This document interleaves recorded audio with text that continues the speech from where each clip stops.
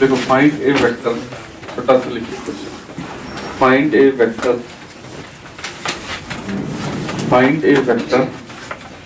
in the direction of find a vector in the direction of 5i minus j plus 2k whose magnitude is 5. Find a vector in the direction of, एक vector लिखा हुआ है जिसका magnitude 5 है, खाली इसके direction में लिखना है, मैग्नीट्यूड 5 होना चाहिए। तो कौन सा वेक्टर होगा? ये बड़े वेक्टर क्वेश्चन है, तो लिखो फटाक से। इस वेक्टर के डायरेक्शन में एक वेक्टर लिखना है जिसका मैग्नीट्यूड 5 होना चाहिए। कैसे लिखेंगे?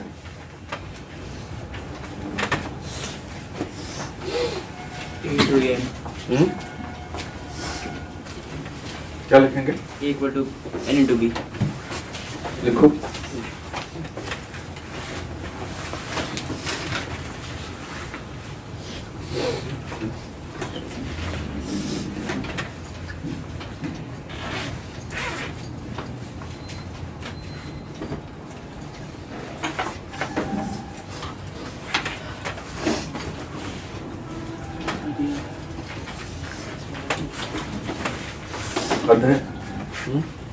क्या बात। अच्छा चलो 5 की जगह अगर 1 लिख दे तो ये ना जाएगा, इसका मैग्नीट्यूड 1 है। नहीं समझ रहे बात क्या बोल रहे हैं? अगर वहां 5 की जगह 1 कर देंगे कि उस मैग्नीट्यूड इज 1, तब क्या बोलेंगे आंसर? तो कोई बच्चा ऑप्शन में ये लिखा रहेगा तो यही मार देगा हड़बड़ा के, जैसे ये बोला। लेकिन इसका मैग्नीट्यूड तो 1 नहीं है ना, मैग्नीट्यूड कैसे निकालते हैं? i का कोफिशिएंट का स्क्वायर प्लस j का कोफिशिएंट का स्क्वायर प्लस k का कोफिशिएंट का स्क्वायर अंडर रूट, जो मैग्नीट्यूड, क्या ये 1 आएगा? नहीं आएगा ना, मतलब ये आंसर नहीं होगा। तो 1 मैग्नीट्यूड होना मतलब यूनिट वेक्टर। अगर किसी वेक्टर का मैग्नीट्यूड 1 है तो उसका मतलब कौन सा वेक्टर है? यूनिट। तो इसी वेक्टर के अलोंग अगर यूनिट वेक्टर लिखोगे, unit vector along this vector, ये जो दिया हुआ वेक्टर है 5i minus j plus 2k, किसी वेक्टर के अलोंग यूनिट वेक्टर कैसे लिखते थे? वेक्टर से किसको डिवाइड करते थे? बोलो ना,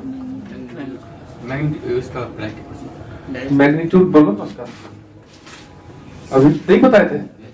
ये वेक्टर है, इसके अलोंग अगर हमको एक यूनिट वेक्टर लिखना है तो वेक्टर जो है वो डिवाइडेड बाय इसका मैग्नीट्यूड, 5 का स्क्वायर, 1 का स्क्वायर, 2 का स्क्वायर।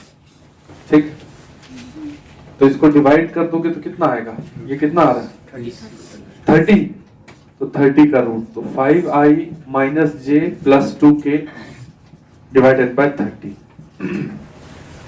ये क्या है? ये एक वेक्टर है।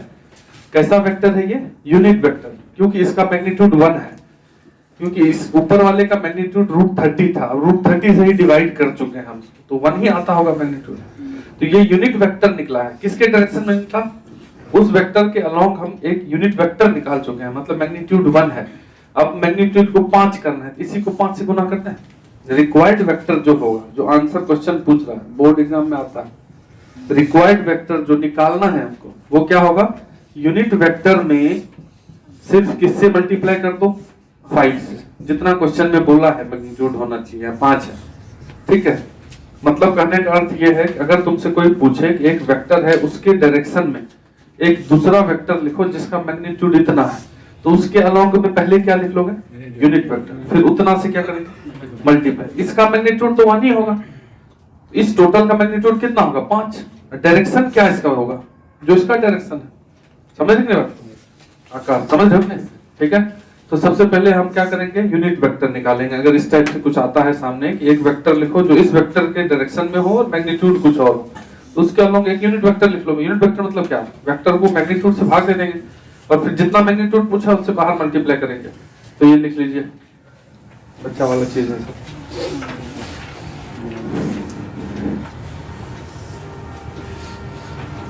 करना नहीं लगता तुम लोग को? अंडा है तो उसका सामान लेके आओगे ना। इस तो बोल रही है 20 बनाओ 20 छोड़ो। नहीं मस्त नहीं सामने से आते बताना।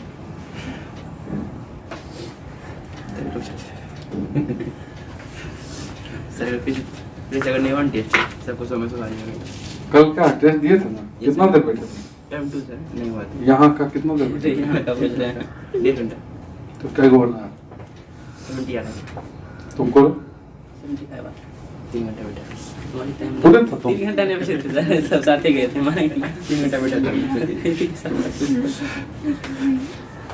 उसको 180 आ रहा है सोनू को। एक आध क्वेश्चन में डाउट भी है अभी। छोड़ दिए बैठे ना कम से कम, रूटीन में आ गया ना। अगला वाला में तो बैठोगे पूरा पूरा। यस एक आध महीने में तो उसी में लग जाओ। तो छोड़ेंगे सर। उसके बाद फिर अपना जब आएगा समय इसका गुड वाला तो 1 महीना देख लेना अच्छे से। अब नहीं आएगा सर। हाँ? अब नहीं होगा। अब होगा ही नहीं दूसरा वाला, कैसे जाने? ओमिक्रॉन आ रहा है। अरे, वो सब नहीं, तब तो जेई भी नहीं होगा ना। ऐसा नहीं है, इस बार का सिस्टम दूसरा होगा। इस बार वो रहेगा हल्का हल्का, लेकिन सब जारी रहेगा। बता मतलब एग्जाम वाला वो पहला साल नहीं है कि फिर ऑनलाइन हो जाएगा सर। अब जैसे भी हो वो होगा। अरे जैसे भी हो वो होगा, इसलिए ये गलतफहमी नहीं रहना कि अगला वाला बिहार बोर्ड कुछ होगा, कुछ नहीं होगा। जारी रखना। वो ये सब ये चल चुका है, एक ट्रेंड है। नहीं, आदमी को थोड़ा सा कर दो डैमेज और हम रईस से झाड़ते रहे नेता लोग। नहीं है कि नहीं? वो मस्ती करेगा, दूसरा आदमी से परेशान रहेगा।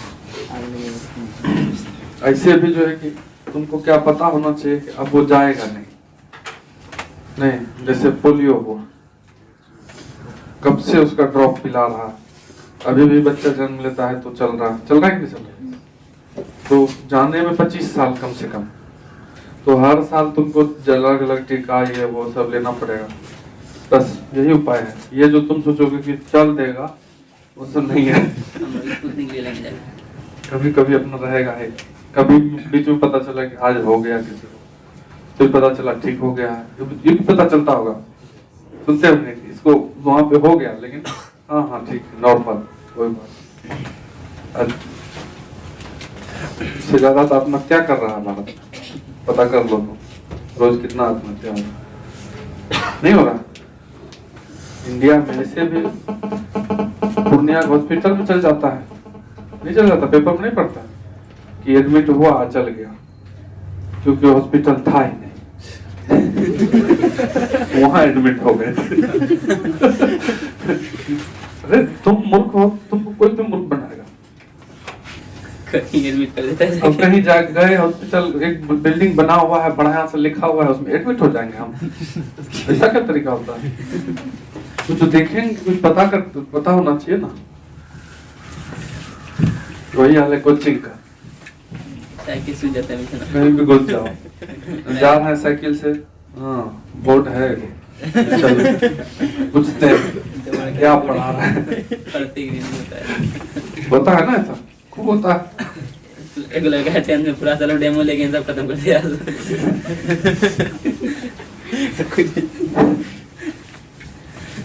डेमो लेके 10th का पूरा खत्म कर दिया सिलेबस। तो कुछ नहीं होने वाला है उसके साथ, भविष्य उसका वैसे ही 70% आया फिर। परसेंट से मतलब ही सोचो, आगे पता चलेगा ये सब हरकत क्या होता है। ये सब नहीं करना चाहिए, क्लियर कट होना चाहिए, जबरदस्ती झूठ मत कर। अब इससे पूछो गौरव से, इसका दोस्त सब था, कितना दिन दिए टाइम, ठीक है तुम समझ ही रहा है, ये रुका रहा काहे के लिए? वही नियम है। कुछ बच्चा होता है शुरू में बहुत अपना होता है, गार्जियन भी उसके अपने होता है, वो आके भी बोलते हैं कि सर आप टेंशन मत लीजिए, आप खाली मेरे बच्चा को किसी तरह पढ़ाइए, ठीक है, आपका जो काम है वो हम करेंगे, ठीक है। इस समय आते आते आउट अपने आप को सोचता है कि अब अगर अंतिम दिन तक पढ़ेंगे तब तो हो सकता है कि कुछ टोक दे। नहीं, इससे अच्छा है कि पहले ही निकल लो चुपचाप, एक आध टॉपिक छूट गया उससे कुछ नहीं होता। तो फर्जी आदमी है वो, ऐसे ही होता। अपना तुम जानो, अपना हम जानते हैं, बस। देखो triangle law of addition, triangle law of addition, triangle law of addition. अब वो भी बताएं क्या मतलब, और भी वेक्टर का नाम वाम होता है, जो काम का है वो बात कर रहे हैं हम, ठीक है। जीरो वेक्टर का क्या डेफिनेशन होता है? इसका मैग्नीट्यूड, लेकिन डायरेक्शन नहीं बता सकता, क्योंकि x वाला कंपोनेंट भी जीरो होगा, y वाला कंपोनेंट भी जीरो होगा, तो जीरो बाय जीरो इंडिटरमिनेट वाला बात है। तो डायरेक्शन के बारे में वहां पे बात, ऐसी बात करते हैं, ठीक है, लिखवा नहीं रहता। एक लाइन लिख लो इसमें ट्रायंगल लॉ ऑफ एडिशन में, if two vectors are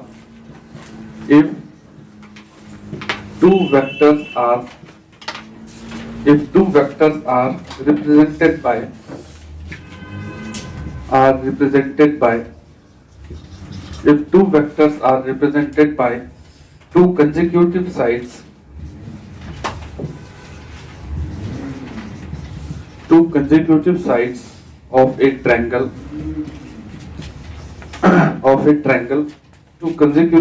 of a triangle, then their sum is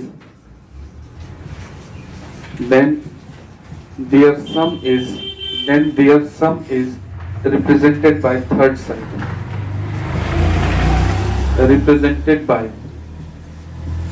side, then their sum is represented by third side।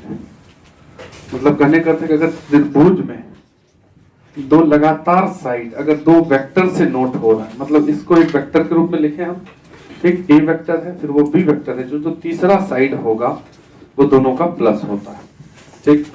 ये ट्रायंगल लॉ ऑफ एडिशन, लगातार साइड होना चाहिए। जैसे ये देखो, यहाँ से ऐसे चला, फिर यहाँ से ऐसे ही चल रहा है, आगे पीछे नहीं आ रहा, लगातार हुआ है, कंसेक्यूटिव। तो अगर ये ए और ये बी है, ठीक है, तो ये वाला क्या हो जाएगा, A plus B. Triangle law of addition यही बोलता है। जैसे मान लो कि इस तरीके से अगर हम इसको गायब कर देते, तो ध्यान से देखना जरा सा, ये फिर से बनाते हैं फोटो को, ठीक है, ऐसा ये नाम दे देते हैं तुमको ओ ए बी, ठीक, या ए बी सी भी लिख सकते थे, कोई दिक्कत नहीं। अगर हम इसको छोड़ दें अभी, ठीक, ये वाला जो है, अगर यहाँ पे लिखते हैं हम ए, जो यहाँ पे ए है, और इसी को लिख देते हैं ए प्लस बी, ऐसा फोटो लिख दिए, इसको भूल जाते हैं। तो पूछेगा कि ए बी बराबर बताओ क्या होगा, ए बी मतलब ये ए से बी जाने वाला वेक्टर है। तो यहाँ फोटो में दिख रहा है कि बी होगा, नहीं दिख रहा है, तो वहां बी होगा, ये दिख रहा है। लेकिन इसको अब हम कैसे निकालेंगे फास्ट में? तो अगर तुमको ए से बी ट्रायंगल में या कोई भी क्लोज फोटो में, ट्रायंगल के बदले 5 साइड भी रह सकता है, 6 साइड भी रह सकता है, अगर एक साइड निकालना है, ये ए बी, तो ए से बी जाना है तो ऐसे चले जाओ या ऐसे चले जाओ, सेम आना चाहिए। तो हम क्या करते हैं कि ए से बी जाना है, तो ए से इधर से बी की तरफ जाओ, निकालने के लिए ए बी को। ए बी अगर निकालने बोल रहा है, ये दोनों अगर साइड दिया हुआ है, तीसरा साइड निकालने बोल रहा है, कैसे निकालेंगे? तो जो इनिशियल पॉइंट है ए, उससे इधर से चलेंगे। इधर जाओगे तो क्या लिखोगे उसको? माइनस है, क्योंकि इधर से हम ए लिखे तो माइनस है। फिर यहाँ से यहाँ जाओगे क्या लिखोगे? ए प्लस बी, तो ए और ए कट गया तो क्या बच गया? बी।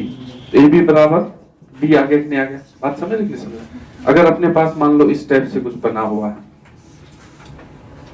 ये 6 साइड है मान लो, यहाँ से हम वेक्टर शुरू करते हैं। ये हो गया ए, ये हो गया बी, ये हो गया सी, ये हो गया डी, ये हो गया ई, ठीक है, ये हो गया एफ, ठीक। तो अगर तुम इसको लिखोगे ए को, ये जो ए वेक्टर इसको पहला मान लो, ए वेक्टर इज इक्वल टू क्या लिख सकते हैं हम? इधर से आएंगे तो सब माइनस में आएंगे, यहाँ से हम चालू होंगे और ऐसे करके ए के मुंह तक पहुंचेंगे, हेड तक। ये टेल है, ये हेड है। वेक्टर का इनिशियल पॉइंट को टेल बोलते हैं, फाइनल पॉइंट को हेड बोलते हैं। तो हमको ये वाला वेक्टर लिखना है उल्टा करके। तो ए इक्वल टू क्या लिखोगे? Minus F minus E minus D, ऐसे घूम रहे हैं, माइनस सी माइनस बी, ठीक। और उस पांचों को इधर ले आओगे तो क्या हो जाएगा? A plus B plus C plus D plus E plus F equal to 0। तो किसी भी क्लोज फोटो में कोई भी क्लोज फोटो में जहां से शुरू किए वहीं अगर आएंगे हम तो हमेशा 0 होता है।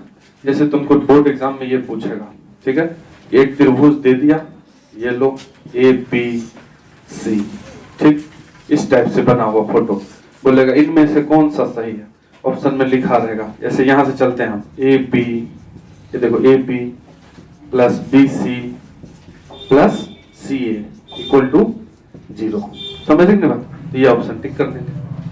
AB BC CA जहां से चले वहीं आना, उल्टा पुल्टा नहीं होना, नाम देख के चलना आराम से, AB BC CA, ठीक है। अगर यहीं से चलेंगे और यहाँ पे आएंगे हम तो हमेशा वेक्टर का सम क्या आएगा, 0 आएगा। ये चीज एकदम बोर्ड एग्जाम में पूछता है, ठीक है, किसी ट्रायंगल देख लीजिए इसको।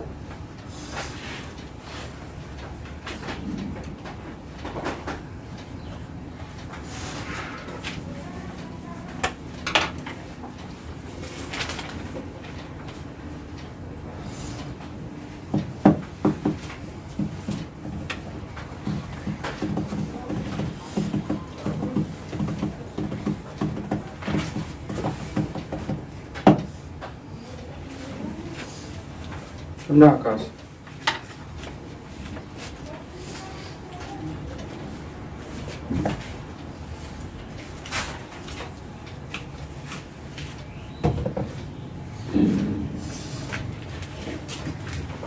कल तो परीक्षा है, उसके बाद खत्म और है 16 को कौन सी क्लास? बायो वाले का हिंदी है। 18 की बायो हम लोग डिस्टेंस उस्टेंस निकालने में कोई दिक्कत तो नहीं है, दो वेक्टर के बीच में कैसे निकालता है? डिस्टेंस फॉर्मूला हैं? बोलो बोलो, कैसे निकालते हैं डिस्टेंस? अगर किसी दो पॉइंट का पोजीशन वेक्टर दिया हुआ है, कल भी तो बताए थे, xi या x1i plus y1j plus z1k, ठीक, और b वेक्टर का b पॉइंट का पोजीशन वेक्टर दिया है x2i plus y2j plus z2k, ठीक। तो a और b के बीच, इसका मतलब समझ रहे हो कि क्या बोल रहे हैं?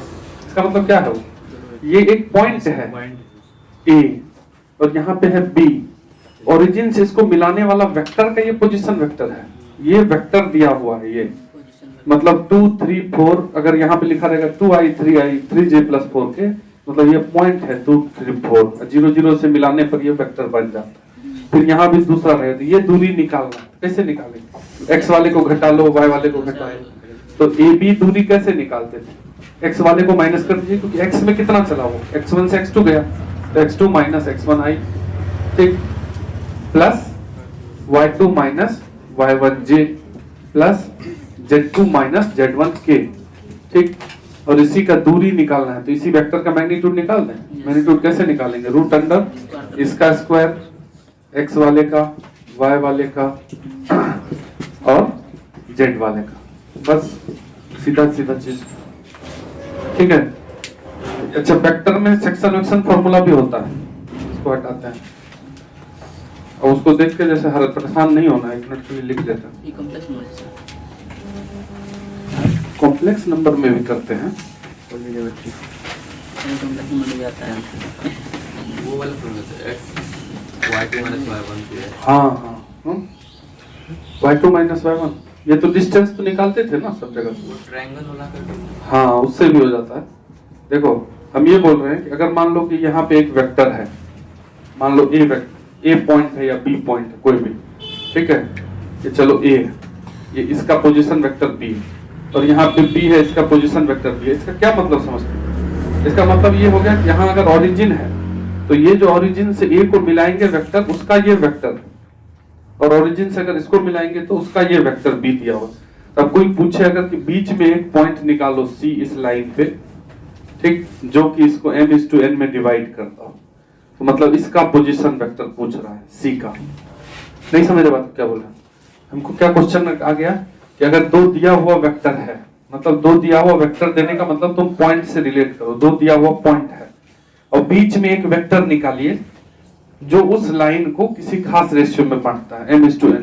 तो कैसे निकाल देते हैं पॉइंट? सेक्शन फॉर्मूला से। अगर सी का पॉइंट निकालते हैं तो कैसे निकालते हैं?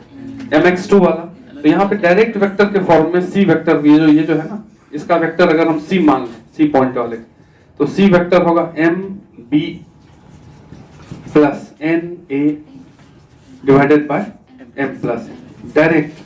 ठीक, यहां से ये वेक्टर ही फॉर्म में आएगा। बी की जगह तो तुम एक वेक्टर लिखोगे, ए की जगह पे वेक्टर लिखो, मतलब ये आई जे दोनों में आएगा। तो अगर पॉइंट निकालना होगा तो आई वाला एक साथ ले लेंगे, जे वाला एक साथ ले लेंगे, तो सी का पॉइंट निकल जाएगा। समझ रहे हो? तो ये सेक्शन फॉर्मूला है। तो कहीं अगर मान लो लिखा हुआ आ जाए तो तुम इसको अपने पॉइंट से रिलेट कर सकते हो, कोऑर्डिनेट ज्योमेट्री से, उससे हो जाता है। ठीक है, मिड पॉइंट में m और n बराबर कर देंगे तो मिड पॉइंट का वेक्टर कैसे निकलेगा? अगर मान लो कोई दो वेक्टर दिया हुआ, बोलेगा इसका मिड पॉइंट वाला लाइन का वेक्टर लिखो, तो ये वेक्टर b वेक्टर y2 कर देंगे, उससे निकल जाएगा। ठीक है, ये खाली ऐसे लिख दिए हैं। अब यहाँ भी स्ट्रेट लाइन वगैरह पढ़ेंगे, लेकिन वो 3D पढ़ेंगे, खाली एक लाइन बस लिख लेते हैं अभी, उस समय हम नहीं, फिर बता देंगे, उसे बोल देंगे कि बताए थे। एक लाइन लिखो तो बोर्ड एग्जाम में सीधा वेक्टर का प्रोडक्ट ही पूछता है। ये सब जो है कि 11th क्लास में ही पढ़ा रहता है बच्चा लोग। एक पॉइंट लिख लो, vector equation of straight line, vector equation of straight line, vector equation of straight line, vector equation of straight line passing through a given point, passing through a given point, passing through a given point, ठीक है, and parallel to a given vector, and parallel to a given vector, parallel to a given vector b, given vector b, क्या लिखा है? Vector equation of straight line passing through a given point, ठीक, and parallel to a given vector b। देखो क्या बोल रहा है ये, एक इक्वेशन लिखिए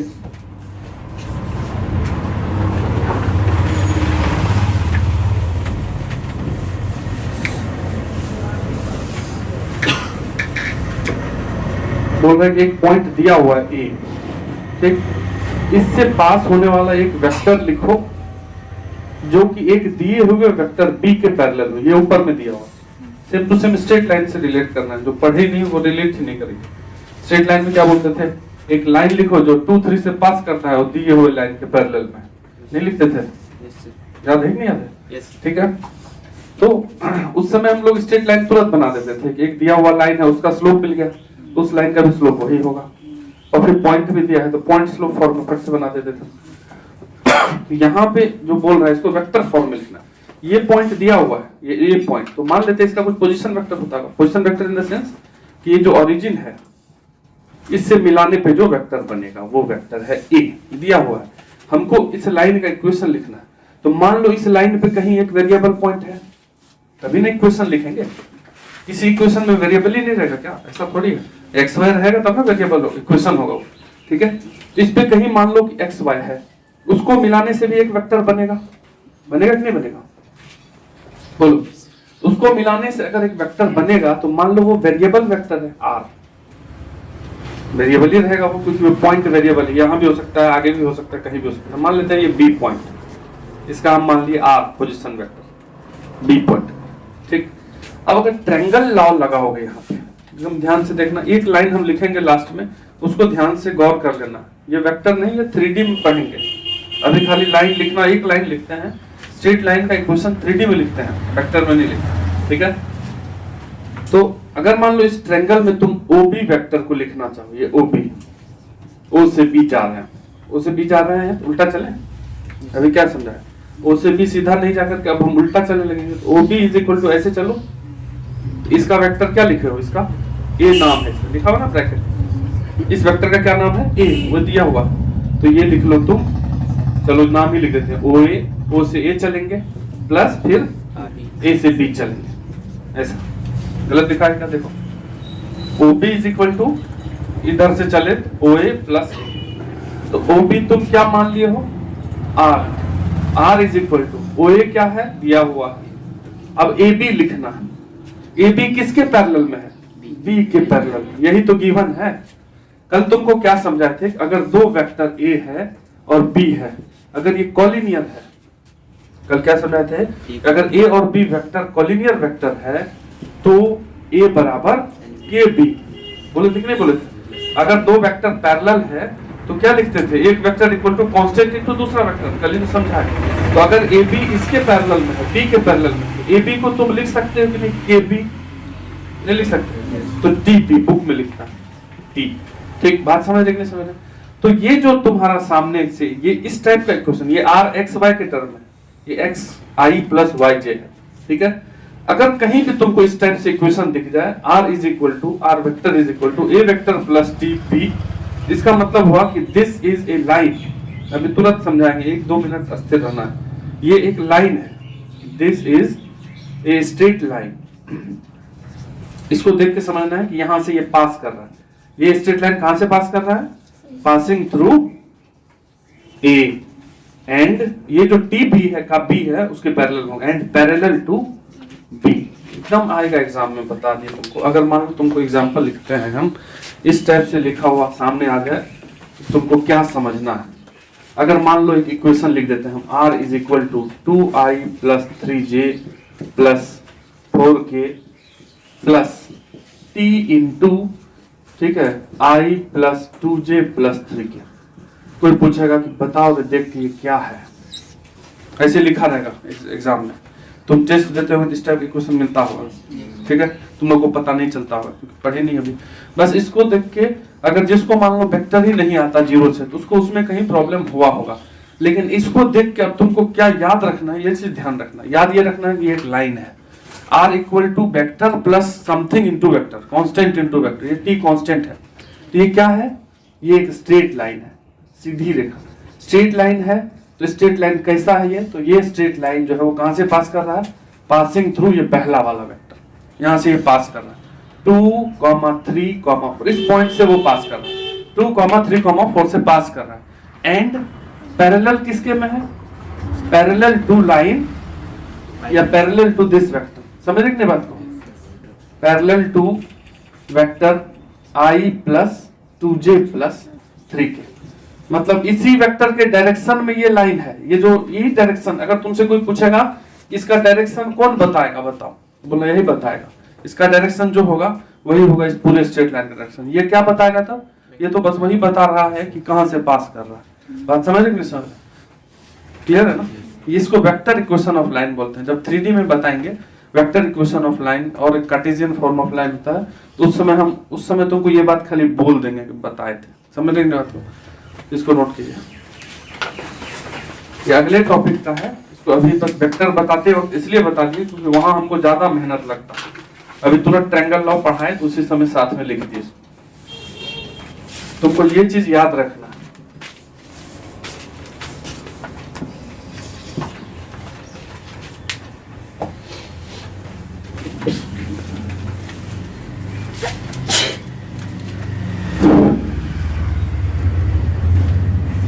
तुम्हारा भाई रे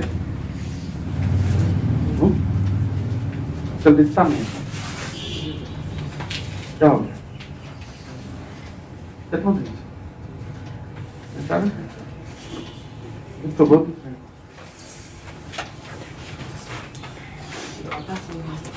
निकलता है करने ना आ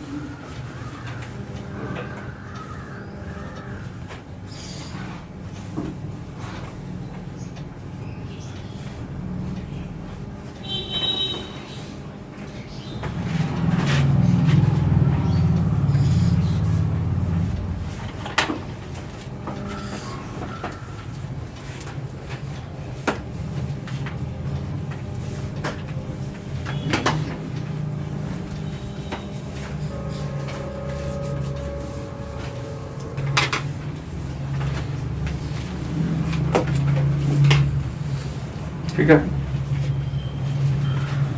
तो ये हो गया vector equation of straight line. अब आ जाओ डॉट प्रोडक्ट, यहीं से आएगा सिंपल सा चीज सब। डॉट प्रोडक्ट वगैरह तो खूब अच्छे से पढ़े हैं, थोड़ा फास्ट ही रहो,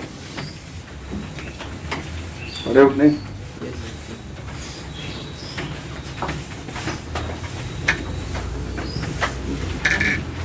dot product of vector, dot product, या इसको क्या बोलते हैं? Scalar product. Scalar product. ठीक, किसी दो वेक्टर का जो डॉट है वो स्केलर आता है, कोई डायरेक्शन नहीं होता। होता क्या है कि अगर ए वेक्टर है और बी वेक्टर है, ठीक, इसके बीच में एंगल अगर थीटा, तो एंगल जो होता है वो टेल टेल के बीच में होता है। देख लो एंगल कहाँ पे, दोनों वेक्टर जहाँ इनिशिएट कर रहा है, ये नहीं कि हेड टेल के बीच में होगा। अगर तुमको मान लो कि ये रहे लिखा हुआ और यहाँ पे थीटा है, इसका जो डॉट होगा और इसका जो डॉट होगा वो अलग अलग होगा। बात समझ नहीं सर, ये ध्यान देना। डॉट प्रोडक्ट में जो एंगल होता है वो कहाँ होता है? कहाँ होता है? दोनों हेड के, दोनों टेल या दोनों हेड के बीच में, समझ नहीं? तो यहाँ पे ए डॉट बी को ऐसे लिखते हैं, ए डॉट बी डॉट, और ये होता क्या है? ए का मैग्नीट्यूड, बी का मैग्नीट्यूड, बीच का एंगल का कॉस, समझ गए? ये भी मैग्नीट्यूड, ये भी मैग्नीट्यूड, और कॉस थीटा तो वैल्यू होता है। तो स्केलर आया कि नहीं आंसर? कांस्टेंट आया कि नहीं? इसलिए इसको स्केलर प्रोडक्ट बोलते हैं। ये हो गया पहली बार। यहाँ क्या होगा सर? ए डॉट बी। अगर हमको कोई बोले उस फोटो देख के बताइए ए डॉट बी, तो यहाँ जो ए डॉट बी होगा, तो ये ए बी और कॉस, बीच का एंगल थीटा नहीं है, थीटा तो हेड और टेल के बीच में, ये हेड है तीर वाला और यहाँ पे दूसरे का टेल है, तो ये थीटा लिए तो गलत, तो इसको हम आगे बढ़ा देते हैं इसी ए को।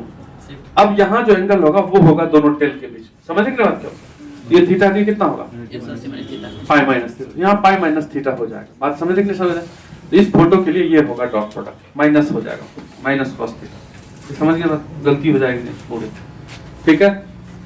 अब A dot B is equal to A B cos theta होता है, तो अगर थीटा 90 डिग्री हो जाए, if theta is equal to 90, तब ए डॉट बी क्या होगा? 0, क्योंकि कॉस 90 0 होता है। ए डॉट बी दो परपेंडिकुलर वेक्टर का क्या होता है? 0। और इस केस में, इन दिस केस, जो ए और बी है, in this case A vector and B vector are called orthogonal vector. अगर दो वेक्टर के बीच में 90 डिग्री हो तो उसको क्या बोलते हैं? ये ऑर्थोगोनल वेक्टर होता है, ठीक। तो अब जैसे वेक्टर पढ़े तुम बचपन में कि अगर ये x डायरेक्शन की ओर यूनिट वेक्टर i होता है, तो y डायरेक्शन के j होता है, z डायरेक्शन में k होता है यूनिट वेक्टर, तो बीच का एंगल 90 डिग्री है, तो i डॉट j क्या होगा? बीच में 90 है तो 0 cos 90। इसी तरीके से j डॉट k क्या हो जाएगा? 0। k डॉट i क्या हो जाएगा? 0। डिफरेंट है, लेकिन i डॉट i क्या हो जाएगा? 1, क्योंकि i का मैग्नीट्यूड 1, बीच में cos 0 भी 1, तो सेम का डॉट 1 और डिफरेंट का डॉट 0। ये बिहार बोर्ड में इससे 2 आएगा, ठीक है, ऑब्जेक्टिव में सेंटर दिए देता होगा। पूछेगा आई डॉट जे क्या होता है, उसमें सोचेगा बड़ा टफ आ गया, पढ़ता तो है नहीं बहुत अच्छा, ठीक है। वो एग्जाम देने बैठता है आई डॉट जे, हम इस बार तो गजब क्या था, उसमें आई लिखा था आई के बाद जे लिखा था। ये लिख लो ऑर्थोगोनल वाला।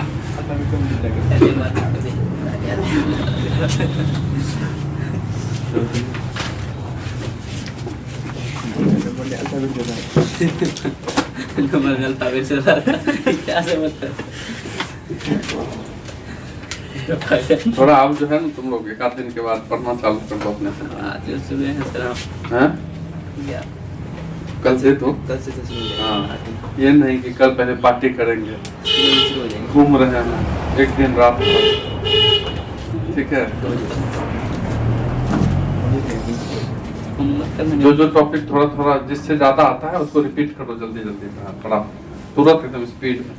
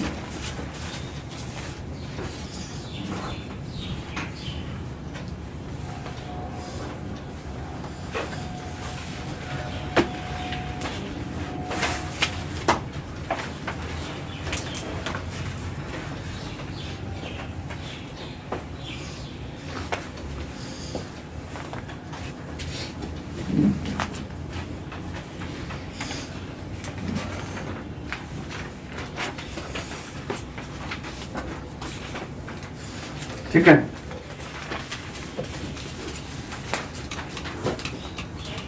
लिखे कि नहीं? मतलब 90 डिग्री पे रहेगा तो क्या बोलेंगे? ऑर्थोगोनल। उसमें डॉट प्रोडक्ट क्या होता है? 0। ठीक, अब डॉट प्रोडक्ट निकालने वाले बात निकाले भी होंगे बहुत, जैसे दो वेक्टर दिया रहा और डॉट प्रोडक्ट निकालने के लिए बोलेगा, सीधे सीधे क्या करेंगे? आई को आई से, जे को जे से, के को के से, क्योंकि डिफरेंट डिफरेंट वाला तो 0 ही होता है। जैसे मान लो अपने पास दिया हुआ है a equal to 2i plus 3j plus k and b equal to i plus j plus 4k। a dot b क्या हो जाएगा?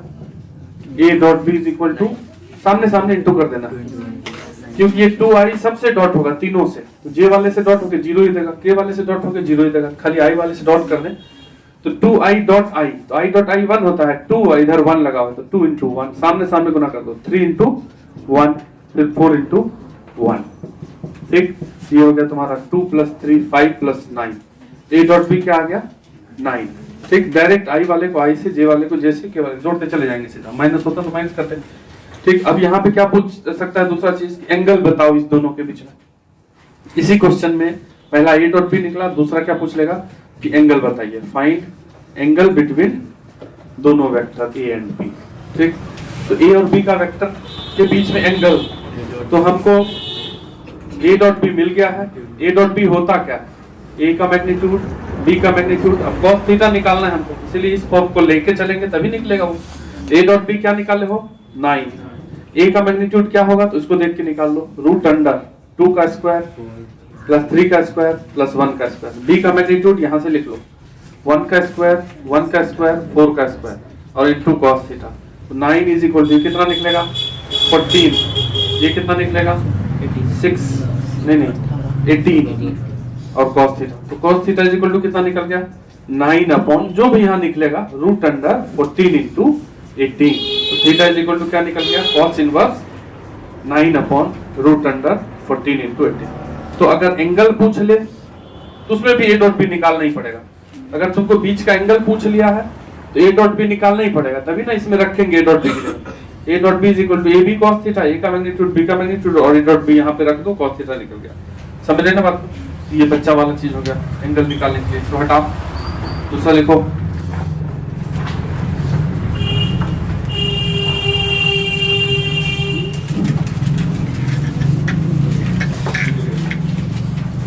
दूसरा लिखिए, if a equal to, question लिखो, if a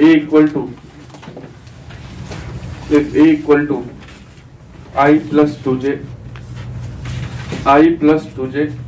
minus 3k, b equal to 3i minus j plus 2k, 3i minus j plus 2k, prove that a plus b and a minus b are orthogonal. तो पहले a plus b निकाल लो, दोनों को जोड़ के a minus b निकाल लो, दोनों का डॉट प्रोडक्ट क्या आएगा? 0, तभी ना वो ऑर्थोगोनल होगा। जिसको ऑर्थोगोनल प्रूफ करना है उनका डॉट 0 होना चाहिए, तभी बीच में 90 डिग्री आएगा। तो a प्लस b निकाल लो, दोनों वेक्टर को i में जोड़ दो, j में जोड़ दो।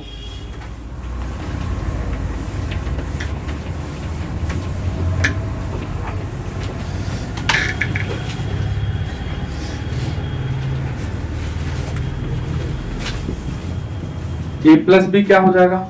दोनों को सामने सामने जोड़ो, i plus 3i 4i 2j minus j plus j minus 3k plus 2k minus k। a minus b निकालो, माइनस कर दो सामने सामने, i minus 3i minus 2i फिर 2j minus minus j plus 3j फिर minus 3k minus 2k minus 5k। अब हम क्या करेंगे? इसी का डॉट निकालेंगे, a plus b dot a minus b करते हैं। एग्जाम में पूरा लिखेंगे, ठीक, मतलब यहाँ पे दोनों वेक्टर लिख देंगे, 4i plus j minus k dot minus 2i plus 3j minus 5k। ठीक, अब सामने सामने डॉट करेंगे, 4 into minus 2 minus 8, 1 into plus 3 and -1 into -5, तो 5 5 3 8 -8 0 हुआ। तो हमारे पास a plus B into dot a minus B जो है वो आ चुका है, क्या आया 0 आया, hence a plus B and a minus B are orthogonal. बता दिए तुमको, सबसे आसान जो होता है बोर्ड एग्जाम में खास करके वेक्टर से ही क्वेश्चन आएगा।